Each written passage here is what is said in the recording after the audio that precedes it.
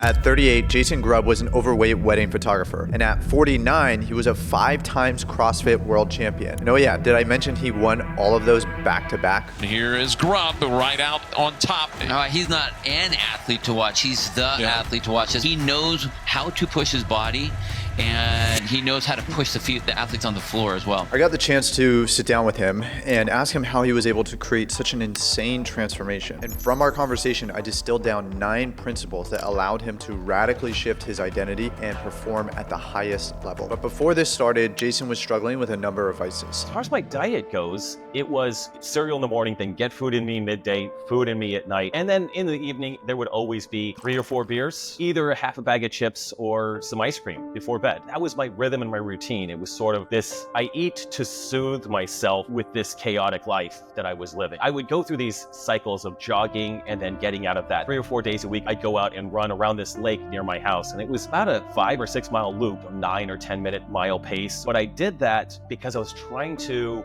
fight off this creeping obesity that was starting to accumulate. I come from a family that is large. This is just kind of in the DNA, and I didn't want that. I was trying to jog. I didn't know anything else to help me control this slight weight gain that was happening year after year after year. I'd do that for a few weeks, and life would just get busy, and I would fall off that habit. And that was kind of my cycle through my late 20s and all the way through my 30s. I'm 5'8", and I got up to about 210 pounds. Generally, I had this sense of anxiety. I felt nervous, I felt scared. As I was aging, I'd picked up chewing tobacco in my early 30s. I was drinking daily. My concern over time was I just knew that internally, the amount of alcohol I was drinking and chewing tobacco, like these will kill me. I ate a bowl of ice cream every night, probably 10 years. I ate a bag of Doritos almost every night for a number of years. I'm trying to deal with anxiety. I think that was the entire gist of it. There was nothing like some tobacco or that first beer to just take everything and make it all okay. When Jason was 38, his sister convinced him to go to his first CrossFit class because she was able to get a free month if she brought someone else in. And with a lot of resistance,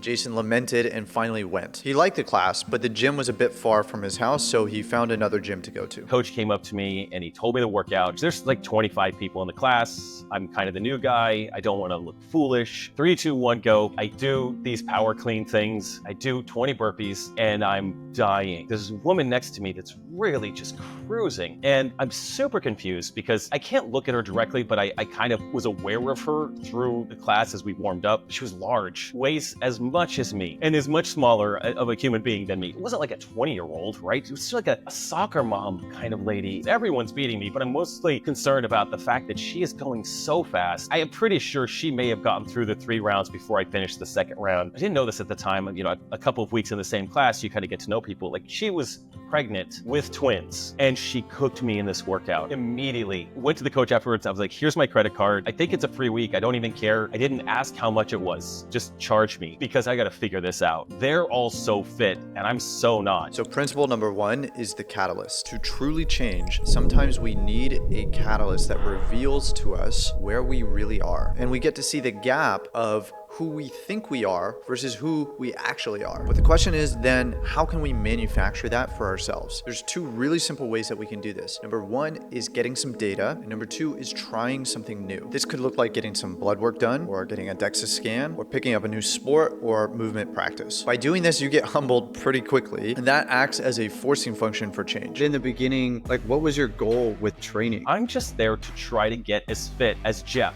I mean, honestly, there was just a guy there. Everyone's got I a got Jeff.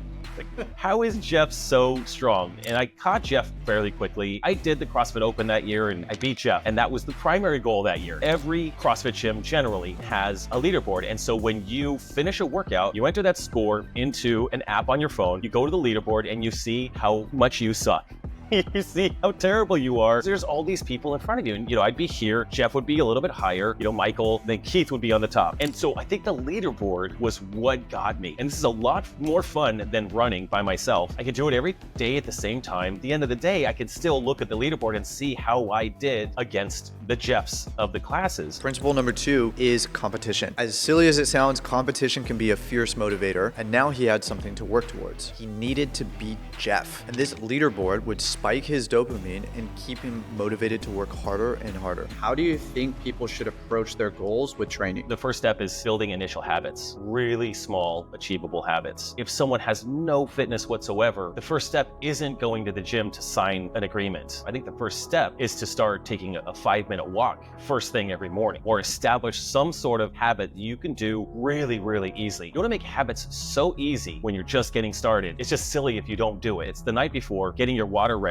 having your shoes out, and if you're walking, and your workout gear, right? You're just gonna get up and grab your water and walk out the door. Principle number 3 is habit hacking. The way Jason explained it is it comes in 4 stages. Stage 1 is getting clear on the outcome. Stage 2 is building what he calls tiny habits. Stage 3 is incorporating community, and stage 4 is creating a reward. One of the simplest and most important tiny habits to master is drinking water. Here are some crazy stats about dehydration. Even 1 to 2% dehydration can shrink your brain, leading to a 12% drop in reaction time, a 10% increase in mistakes, and a 15% increase in fatigue perception. Losing 2% of your body's water can cause up to a 25% decrease in physical performance. Even the most mild dehydration can lead to mood swings, anxiety, and fatigue. Dehydration also affects your melatonin production and your core body temperature, which can massively disrupt your sleep. And studies show that 75% of Americans are dehydrated. That's exactly why the sponsor of this video is 𝐷 water bottle. It's a smart water bottle that tracks how much you've drinking throughout the day. You can set goals and start to gamify the process of making sure that you're drinking enough water. Tracking drives awareness, and awareness makes behavior change automatic. The other thing I like about this water bottle is I'm in Colombia right now, and I don't know what's in the local water. And so 𝐷 also purifies the water. All you have to do is pour the water in, then you press this little button at the top and wait a few seconds, and it will clean your water, killing things like E. coli and salmonella, and it makes the water much safer to drink. And I've actually gotten E. coli while traveling, so this is really, really important to me. And then in addition to that, it also filters the water. So once the water is inside and it's been purified, as you suck it up with a straw, there's a filter that's going to remove harmful contaminants like PFAS and pharmaceuticals and chlorine. So if you're one of those people who never drinks enough water, or you just want to build the habit of drinking more water, so check out the link below. Go get yourself a water bottle from 𝐷. This is one of the most impactful fundamentals of health. And if you can't get this right, then you're pretty much just shooting yourself in the foot. And not to mention, the bottle actually looks pretty cool as well. We couldn't make this content without the help from our sponsors, so definitely go check them out. And let's get back to Jason's story. I think what comes next is now expanded lifestyle choices, and nutrition is just foundational. That's how my story played out. As I started this, I was like, oh, so now when I get home from training, I just killed myself for an hour. It doesn't make sense for me to eat like lasagna for lunch now. It makes more sense for me to have kind of a healthier lunch. And that also circles around to, what do I want to eat before I work out? I probably don't want to eat a big giant bowl of cereal. So what makes sense for me to eat prior to working out at my 9 a.m. class? And so that cycle starts to filter out through other areas of life. Like, it doesn't make sense for me to eat like garbage while I'm working out. For me, and I think for a lot of the people that I coach, it's time to start thinking about what are the easiest ways to eat well, eat things you like, and have that fit with this kind of overall health move that I'm making. Is there a next phase after that? I think the next phase is very dependent on personality. So if you're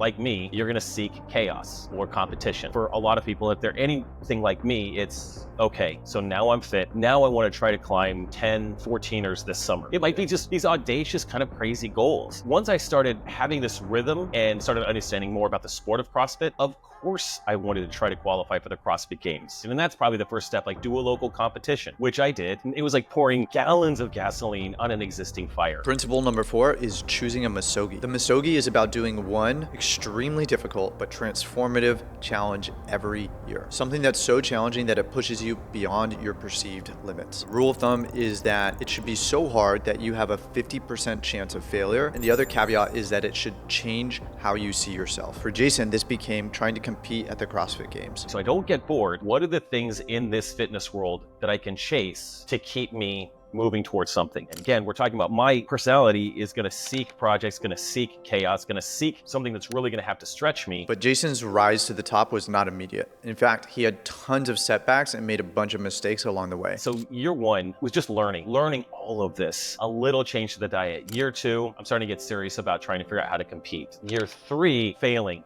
trying to get to the highest level of competition as fast as I can. So being very impatient. And by overtraining and working so hard, at the same time completely under eating to support my training. After not qualifying for the CrossFit Games after year 4, super frustrated, back to the drawing board. Let's start training the way I should train for my age as a 42-year-old man at that time. At the same time, start looking at what should I be eating actually. I'm not in this to lose weight anymore. I'm thin enough. How do I feed this competitor? So dialing those in, went to the CrossFit Games the next year, 3rd place. Next year, 1st place. Next year, COVID, and then the last 4 years, 4 wins in a row, just repeating this, feeding myself enough, sleeping enough, training appropriate to my age. Ultimately, the very last thing to go was drinking alcohol every day. Principle number 5 is optimizing the basics. It sounds so simple, but eating enough food, getting enough sleep, and not overtraining is the thing that really started to make the difference for Jason. And that's what allowed him to have such rapid progression in the most recent years. It's really boring, but that's really the key, is being super consistent with doing the boring work. When I qualified for the CrossFit Games, you get an email, you open the email, it says, congratulations, you've qualified. You're one of 20 people out of 45,000 in my age group to qualify. It was, I think the next night, sitting in a hot tub with a tobacco in my mouth, thinking to myself, it occurred to me, a CrossFit Games athlete doesn't chew tobacco. I reminded myself over and over again, a CrossFit Games athlete doesn't chew tobacco. CrossFit Games athlete sleeps well. A CrossFit Games athlete eats enough calories. This was just a fundamental shift. I'm striving for something to, I am this person, therefore. It was a light switch. That was all in my mind just to get through that first CrossFit Games. That was the check mark. I had achieved it. This was all I ever wanted, was just to get there. And when I got there, it was amazing. And then I wasn't terrible. That was kind of eye-opening. And then that reinforced it and propelled me further in this identity of now I'm a CrossFit Games athlete and I want to do that again. Principle number 6 is going to be choosing a new identity. His decisions became automatic as soon as he started to identify as a CrossFit Games athlete. He didn't have to think anymore. He just did. And I'm actually in the process of building a new product called Shift, which helps you change your identity to become that new version of yourself that has the health outcome that you want. So if you're interested in checking that out, just go to wellnessdaddy.com/waitlist or check out the link in the description. As he started to compete at the CrossFit Games, a new belief started to shape. And that new belief was reinforced through the evidence he was collecting by his performance at the CrossFit Games, which then further solidified this new identity. The biggest belief I discovered probably after 2 or 3 of the events of this 4-day weekend at the CrossFit Games was I belong here. I had this feeling that I didn't belong at the CrossFit Games. I had qualified and maybe I just got lucky. 2019, I went, only the top 10 were taken. As a 44-year-old, it's like, I am a CrossFit Games champion. 2021, I'm 45 years old. I bump up into the next category and I win again. Then I felt like I deserved a championship, right? I proved it twice. Okay, I can rest easy. I am a Games champion. And now I own that identity. I didn't own it after the first one. Felt like I got lucky. Second one, I own it. I have 5 titles now and I've settled into that. But I really didn't feel it until I won it twice. But what mindset and habits have allowed Jason to continue to win year after year? Now that I've proven to myself, proven to the world that I deserve to be champion multiple times over, everything for me now is just driven around the habits and routines that have gotten me here. I don't deviate. You would never see me staying up till 2 in the morning intentionally. I would never do that. I would not have a 5,000 calorie day. I very rarely deviate from my training plan. The magic of CrossFit style training is that everything's a surprise. When I'm writing a program for a Monday, I am creating unique new combinations. Each individual day on the granular scale is still interesting. There's really 2 parts to me. There's the guy that sits in front of the computer and programs the methodology of the training. And then there's the guy that goes to the gym. It's, what are we doing today? What do we have on the whiteboard? That keeps me interested. And I look forward to that every day. Principle number 7 is staying the course. And the way that he does this is by creating variety in his rigidity. And this is another idea that I uncovered in the video that I did with 𝘂𝐻𝐻𝐿, which I'll link up here or down in the description for you to go watch afterwards, who ironically, Jason is actually Eric's coach. Jason deploys an extremely powerful strategy to perform at his best on competition day. Visualization and mental preparation is a huge part of my competitive life. The night before a CrossFit Games event, the workouts will be released and they will talk through the entire flow of what that workout will look like. I'll ingest that through this athlete briefing, and then I will normally try to find myself in a quiet spot and actually do the entire event in my head. When you're able to visualize your way through events like this, you're able to dial in your brain and your CNS on the timing and how you're going to breathe, so that when you get out there on the competition floor, you've already rehearsed this a dozen times. Principle number 8 is mental rehearsal and visualizing the outcome that you want. Mind is the most most powerful piece of technology that's ever been created. And when used the right way, it can help us get anything we want. And we went really deep into this topic in the video that I did with Chase Hughes about how to brainwash yourself to be healthy, which I'll link up right here and down below for after this video. The problem that most people have, myself included sometimes, is focusing on what we don't want and catastrophizing in our mind, or just not using our mind at all. But even though Jason was winning the CrossFit games, he was still drinking every night. I quit drinking beer a couple of years into CrossFit, but I slowly drifted into drinking wine, and I'd have boxed wine. And I can just drink 3 glasses of wine every night, perpetually. New Year's Eve, we stay up late with the kids to watch the ball drop, the whole thing. And I was sick. I was super sick.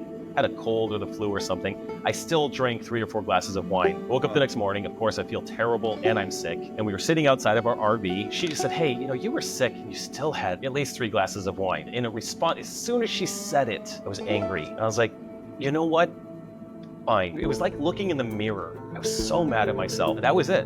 That was it. And it sucked. But I did have to switch over to some other habits to make that one stick. And I think I may be the kind of person that can't drink again. Principle number 9 is replacing bad habits with healthier alternatives. So instead of drinking wine, he drank seltzer water every night. Instead of chewing tobacco, he swapped it out for caffeine pouches. Instead of ice cream every night, he switched to frozen fruit. Let's say someone is trying to make a change. They're trying to lose weight. They're trying to put on muscle. They're trying to heal their gut or beat a disease or get rid of their acne. They're trying to have some type of health transformation. What advice would you give that person for how to start making some of these changes? Not only make the change, but stay with it and become that person long term. We sort of talked about developing those small habits. Those are the things that start to get the ball rolling. I think what really solidifies those changes, whatever the goal is to start thinking of yourself as that person. It can almost become a mantra, almost be something that you have to repeat to yourself.